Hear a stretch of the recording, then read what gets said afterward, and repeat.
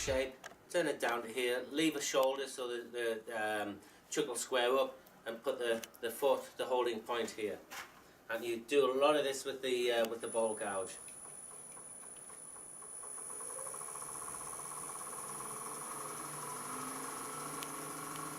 Up to 1400 now.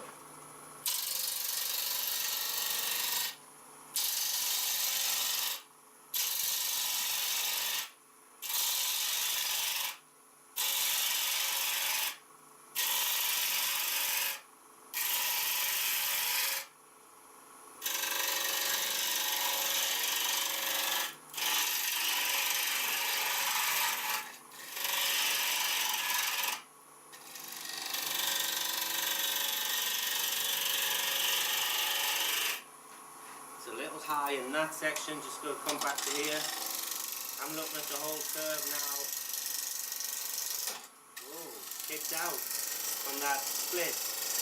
There we go.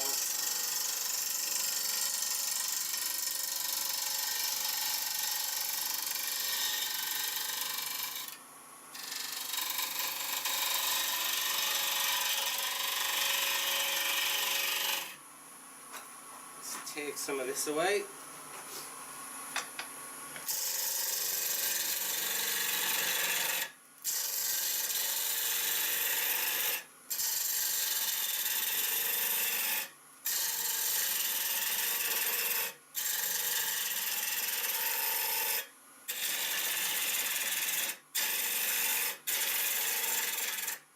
Hard stuff.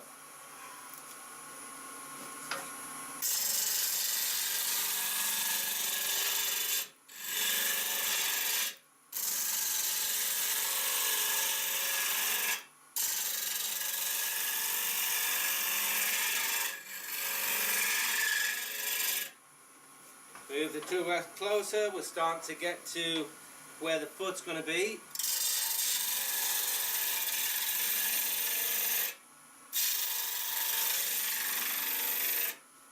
Be in this section here. So to rest closer again, work a little bit further. That's a little too thick. I can get away with it being a little bit smaller in diameter. That allows me to see more of the shape.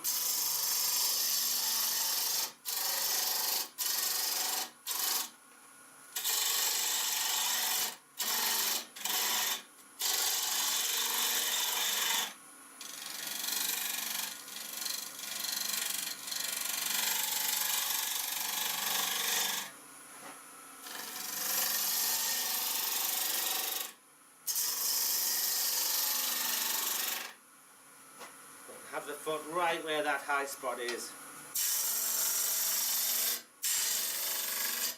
So let's cut into this. Get rid of that wastewood. Parting tool. Just the standard 1/8. That foot's going to go to there. Leave enough room to part it off.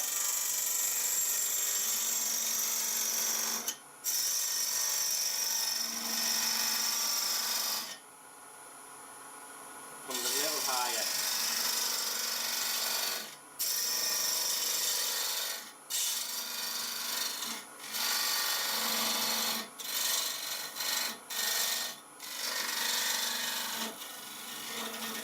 So there's the tenon. Down here, if I put the ball gouge in, take the shoulder away.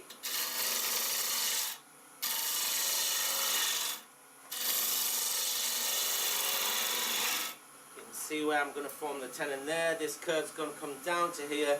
Gives me enough room to part it off. Or if I need to, I can use the tenon as part of the piece itself. The important thing to do is make sure that tenon's perfectly round. We need to find the centre of it and put a little centre punch in there for when we turn it around, okay? Because we're going to rework this, hollow it out, and then go back to the outside and finish the outside off. We need that strength there to be able to hollow it out.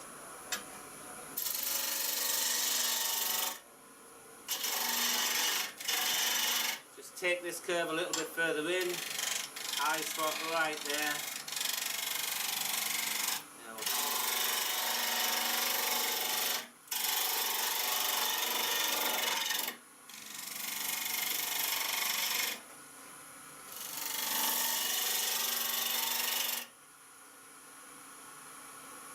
now we can see the overall basic shape of the form.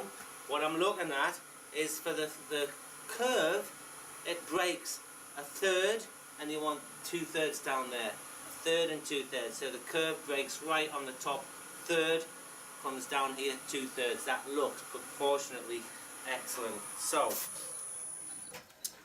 shoulder here, I can move that tenon up a fraction more. Some quite big splits in there. That's where it caught and broke out. Chip that out. I'm going to fill all this, and let's see what happens. So initially, what I'm going to do is give it a quick sand. I'm going to actually, we'll do this now.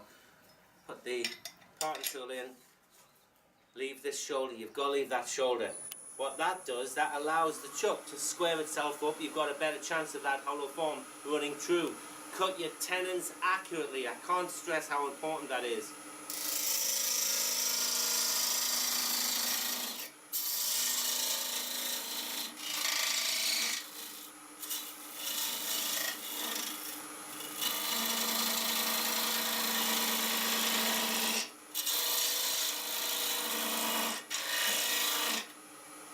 Got a parting tool sharpened at an angle this way so I can put a very accurate tenon on. I'll tell you what, I'm going to take this shoulder down.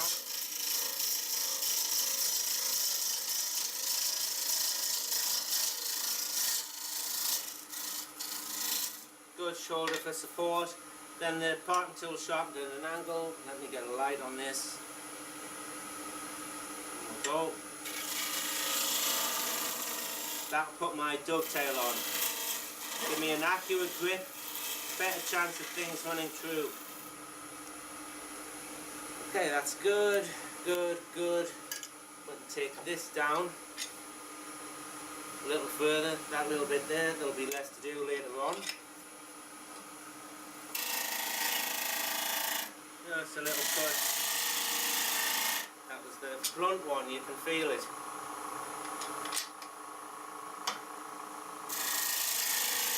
Difference straight away.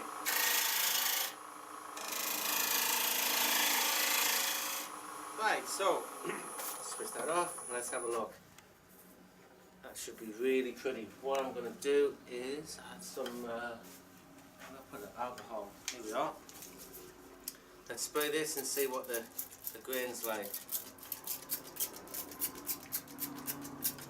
Really pretty.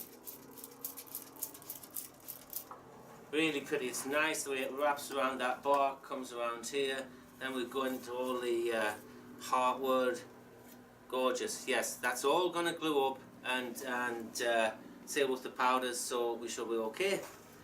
Right, what I'm going to do initially, I'm not even going to bother sanding it. I've got a decent finish from the tool. We've got to sand it after we put the powders in and the glue. So what you'll have to do first though is seal it, and the reason for that is if you don't seal it and you just put the powder in and then, pardon me, and then the glue, it stains all around where you put the glue in, and it's hard, it stains when it's hard to get that back out. Ideally then you should finish the whole surface with the thin super glue so it all looks the same. If you seal it first with shellac, that'll be perfectly fine. Okay, so come back in a minute, I'm going to seal it and I'll show you what it looks like just before we start to put the powders in. Okay? Oh, and by the way, I'm going to use purple, orange, yellow and red. Vary it out a bit. There's all kinds of colours in. Warmer colours. I don't want to put blue or greens in there. Warmer colours, and vary it out. You don't want to just maybe just fill it all with red. Put some different colours in. Aesthetics. It looks really neat. You'll see in a short while. Okay? See you in a minute.